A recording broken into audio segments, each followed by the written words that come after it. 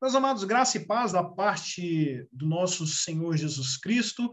Eu espero que todos vocês estejam sendo cheios da graça de Deus e do conhecimento.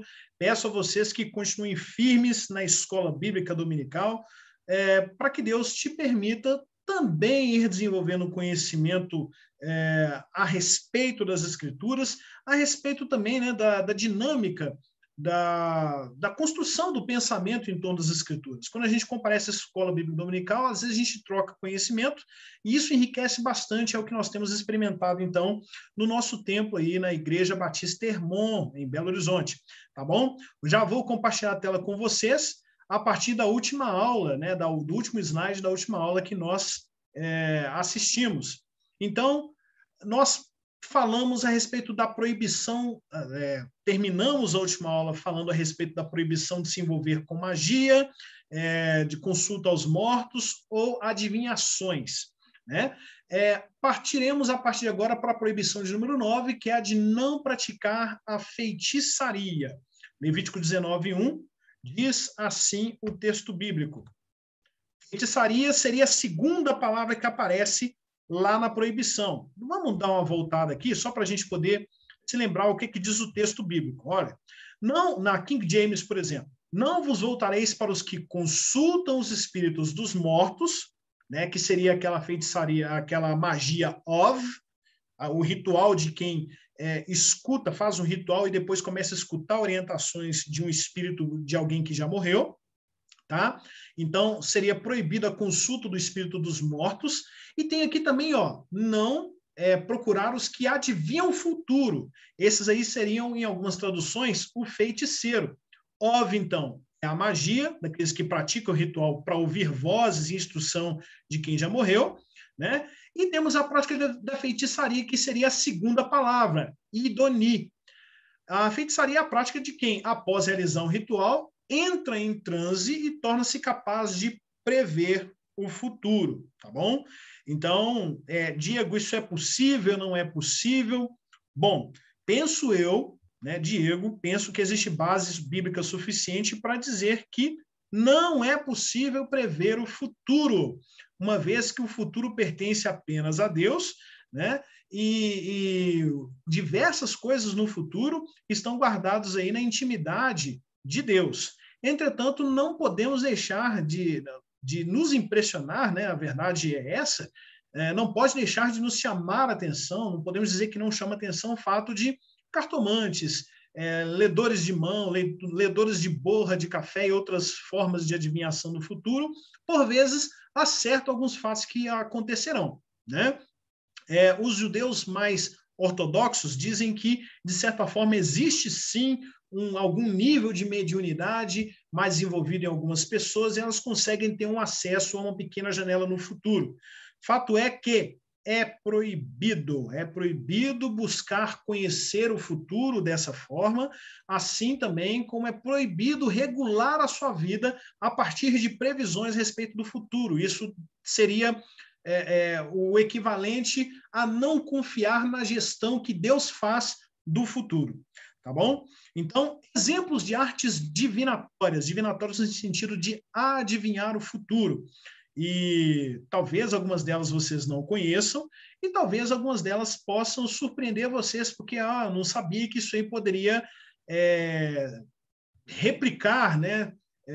Coincidir ou ter como consequência a adoção da idolatria. E, de fato, essa que é a preocupação de diversos mandamentos da Bíblia, que é de prevenir o povo de Deus de se envolver com a idolatria. Então, veja bem, necromancia, lembra necrotério, né? Tem a ver com morte, então a adivinhação do futuro a partir da consulta aos mortos é proibida, né? Astrologia e horóscopo, então tentar prever o futuro ou tomar decisões com base em previsões feitas em astros, em alinhamento de estrelas, sol, lua, qualquer tipo de energia que vem desses astros, seja energia física, metafísica, quântica, não importa, né? Não se pode fazer previsão do futuro ou apegar o seu estilo de vida, fazer com que ele dependa de uma previsão vinda da astrologia ou do horóscopo. A leitura de búzios e coisas semelhantes a essas, né? Joga-se ali os búzios e dependendo da posição em que eles caem na rede ali ou na mesa, é feito ali um traçado, uma ciência que lhes permite ler e encontrar ali o significado de coisas futuras. É proibido. A cristalomancia, a bola de cristal, proibido. É a arte de tentar adivinhar o futuro e se reger por essa adivinhação. Piromancia, leitura das linhas das palmas das mãos, né? É proibido. Cartomancia, seja com baralho normal, seja com baralho cigano, seja com qualquer tipo de cartas, é proibido, é tentativa de verificar o futuro. Veja bem que nessa imagem não tem apenas as cartas, mas tem o cristal, tem a vela, tem bolinhas de gude, né, que também podem significar cristal, tem outras pedras de relativa beleza e, quem sabe, talvez algum valor monetário, né? Fato é que aí está todo um ambiente criado para se possibilitar criar uma impressão forte no consultante, né? E talvez de viabilizar a abertura da visão do futuro para aquele que consulta o futuro por meio da cartomante. A cafeomancia, a leitura do café a leitura do futuro, a adivinhação do futuro a partir da borra deixada no fundo de uma xícara de café. O Feng Shui, que tem a ver com o posicionamento de móveis dentro da casa, da construção da casa em certa posição e a disposição dos objetos nessa casa, de maneira que as boas energias possam fluir bem. Isso é uma forma de adivinhação ou de tentar condicionar a sua vida ao sobrenatural, no sentido de prever algo que possa vir a partir do sobrenatural. É uma forma de idolatria. Hidromancia, tentar prever o futuro a partir da água. É novidade para mim também, e não faço ideia de como é que os hidromantes fazem as consultas, né? A geomancia, tentar fazer a leitura do futuro a partir da terra, do solo ou de pedras no chão, né? A piromancia, a partir do fogo. A escapulomancia, algumas religiões, principalmente mais antigas, e voltadas aí para os pré-americanos, né, tribos indígenas pré-americanas, e religiões nórdicas também, algumas médio-orientais, também têm a prática de fazer a leitura do futuro a partir de ossos de animais. Não coloquei aqui, mas também existem aqueles que tentam prever o futuro pelas entranhas dos animais, né, da disposição dos órgãos dentro da carcaça morta do animal. Proibido. A aeromancia ou nefomancia tem a ver com as nuvens, a leitura do formato das nuvens e tentar encontrar ali um significado para o futuro.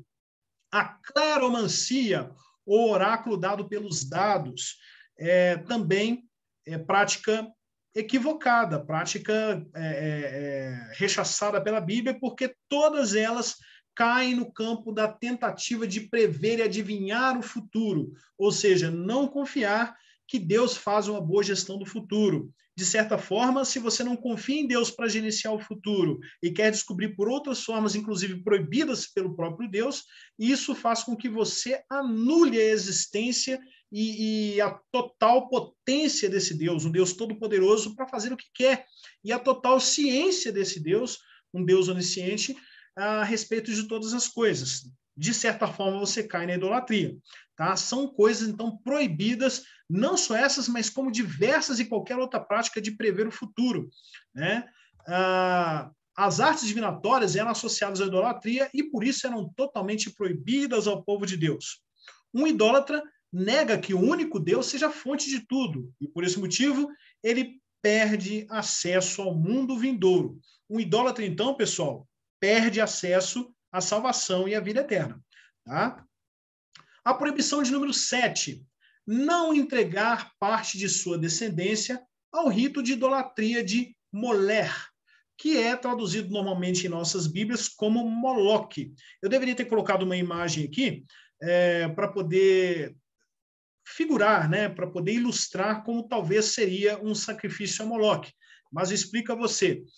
Como falei no templo, normalmente esse deus é feito de ferro ou de cobre, e ou dentro dele ou debaixo das suas mãos, era um Deus que ficava com as mãos em forma de cunha, e a chama, a fogueira acesa embaixo das mãos desse Deus, até que elas ficassem incandescentes, tipo brasa ou ferro mesmo, já quase no ponto de fundição, e aí o filho era a criança que ia ser sacrificada, era então deixada cair ou repousada nas mãos desse Deus em chamas. Não é difícil você concluir que, é lógico, a criança morria. Então, era um sacrifício odiento e odioso, né, de ser humano a outros deuses, reprovado na Bíblia, era uma prática que não deveria se figurar e acabou acontecendo no meio do povo de Israel. Né? Existem recriminações ao longo dos livros de Reis e crônicas, né, a respeito dessa prática ruim da parte dos israelitas, tá bom? Olha aí, ó, Levítico 18, 21 diz: não entregue seus filhos para serem sacrificados a Moloque, não profanem o nome do seu Deus, eu sou o Senhor. Tá certo? A outra forma também era talvez não entregar o filho numa mãe incandescente, mas colocar um fogo simbólico ali, né? Criar uma fogueira de valor simbólico e simbolicamente não matar a criança, mas passar com a criança por cima dessas chamas de fogo, simbolizando então ali um sacrifício a Moloque, entregando, consagrando a vida daquela criança a Moloque. Proibido, mesmo simbolicamente proibido, ok? Deuteronômio 18, verso 10. Não permitam que se ache alguém entre vocês que queime em sacrifício o seu filho ou a sua filha, que pratique adivinhação, ou que dedique-se à magia, ou faça presságios, ou pratique a feitiçaria. Veja bem que em um versículo só já recriminou 4 ou 5 atitudes que remetem à idolatria, à adoração de um falso Deus. Tá? Prossigamos então. Proibição de número 11. Não erguer um monumento para que as pessoas se reúnam ao seu redor para reverenciar. Então, era mais uma vez uma forma preventiva de que o povo que Deus livrou lá do Egito não recorresse ou acabasse caindo em idolatria. Eu disse isso no templo e volto a dizer aqui que é o seguinte: normalmente nós ocidentais pós-modernos, nos dias de hoje, nós temos normalmente pensado em adoração a Deus como uma coisa individual e que só eu e Deus sabemos, eu só tenho que prestar contas a Deus na minha adoração e que ninguém tem nada a ver com isso. Olha, primeiro, como a vida do povo de Deus sempre foi em congregação, seja no Antigo Testamento, seja no Novo Testamento, era uma vida em comunidade, era uma vida em sociedade. Então, a reunião com o povo, a reunião com os outros irmãos, sempre foi exigida, sempre foi necessário. O culto não era apenas o culto individual, era também o culto coletivo. E a forma como você se comportava importava sim, tá?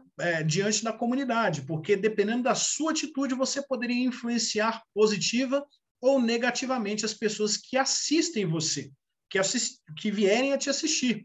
Então, seja você sempre o autor de um bom testemunho, de uma boa prática que as outras pessoas olhem, observem e falem bem daquilo depois, ou que pelo menos identifiquem você a partir daquela prática que você tem. Tá? E não que elas olhem para a sua prática e achem que você é só mais um. Ou então entendam que você é um péssimo crente porque você faz assim também. Ou que elas possam entender que qualquer crente se comporta assim porque você também faz isso. Então, por exemplo, vê-se uma pessoa que é dita crente fumando. Outras pessoas podem ver o crente fumar e achar que não há problema num crente fazer uso de cigarro, em fazer uso de drogas, em fazer uso de bebida e demais comportamentos reprovados pela Bíblia Sagrada. Então, aqui no caso, era uma atitude preventiva, não erguer qualquer monumento para adoração, mesmo que fosse dentro do templo, para que os descrentes não olhassem e pensassem que os servos do verdadeiro Deus também adoravam deuses falsos. Tá? Então, olha aí, ó, não ergam nenhum poste sagrado além do altar, que construírem em honra do Senhor, do seu Deus. E não levantem nenhuma coluna sagrada, pois isso é detestável para o Senhor, o seu Deus. Aí eu trouxe alguns exemplos de colunas que foram erguidas, talvez não com significado religioso, mas que pela sua beleza arquitetônica pode trazer as pessoas a admirá-las. E a admiração dessas coisas pode, inclusive, levantar aquele sentimento pré-religioso. Isso exige cuidado, né? As penas para quem executa essas atividades eram as penas de chicotadas. Lógico, depois de avisado de forma prévia, em no mínimo 4 segundos, testemunhado por 2 pessoas, julgado por um sinédrio, durante a vigência da existência do templo, e as chicotadas eram no número máximo de 40. Por cuidado, a norma dizia que não se deveria chegar a 40, e era o número máximo, né?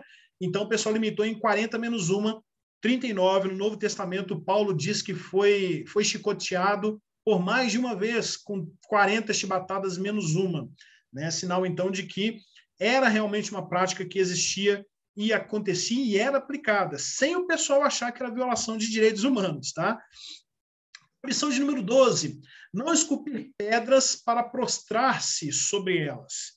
E eu vou encerrar a nossa aula de hoje com essa proibição, porque, primeiro, que eu ainda não levei ela no templo, e eu quero trazer algo no mesmo tempo para que vocês consultem, e não sei se vocês já viram algum templo onde isso acontece, né? Mas ter uma pedra colocada no chão, existe hoje para a construção de alguns edifícios, né?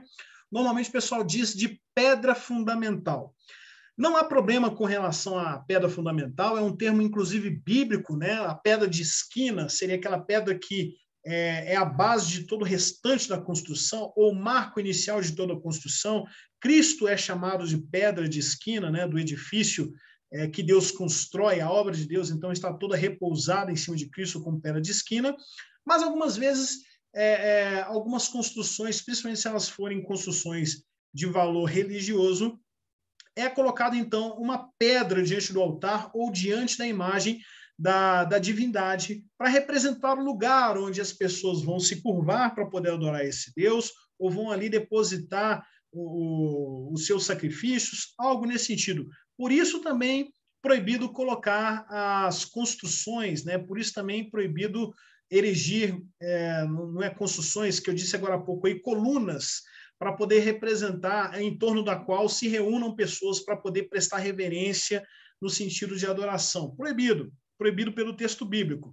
Esculpir pedras para se prostrar sobre elas, proibido. Mesmo que essa pedra estivesse no templo do Deus verdadeiro, para adorar o verdadeiro Deus, proibido. Como eu disse a vocês, as aparências importam, a forma do culto importa, o jeito de adorar a Deus importa, certo? E comportar-se da maneira que Deus diz que não é para se comportar, faz com que orações sejam retidas, que o culto não seja aceito, que o louvor não seja aceito e, por fim, que o culto seja detestável. Vamos ler esse versículo, então?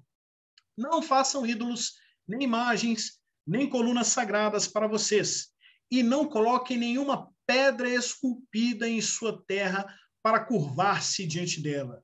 Eu sou o Senhor, o Deus de vocês. Então, vocês podem ver que existe uma prevenção muito grande, uma preocupação preventiva muito grande da parte de Deus com relação ao povo de Israel, para que o povo não se envolva em atitudes, em atividades que se assemelhassem à idolatria. Porque da prática aparentemente idólatra para a prática de fato idólatra, a distância poderia ser muito curta. E o povo de Deus tem que ter uma identidade própria, ser diferente e reconhecido pelas suas práticas diferentes. Que nós pensemos nessas questões, que possamos trazer isso para as nossas vidas, cuidar da nossa vida espiritual e zelar para que todas essas coisas sejam tiradas do nosso meio, sejam tiradas da nossa casa. Se você é uma pessoa que tem condições de arbitrar na sua casa o que vai estar, o que não vai estar, retire de lá de dentro tudo que possa remeter à ideia de idolatria, a mais vaga ideia de idolatria, tá? Fuja dessas coisas. Lembre-se, toda vez que Deus chama a atenção para esses assuntos, ele faz questão de lembrar: eu sou o Senhor, eu sou Jeová, eu sou Yahvé, o Deus de vocês. É como se Deus autenticasse. Presta atenção, só existe eu e eu estou vendo tudo o que está acontecendo. Não desonrem o meu nome. Bom, meus queridos, que Deus te abençoe. Até a próxima aula e que Deus continue enchendo a sua vida de graça. Amém? Forte abraço e que Deus te abençoe.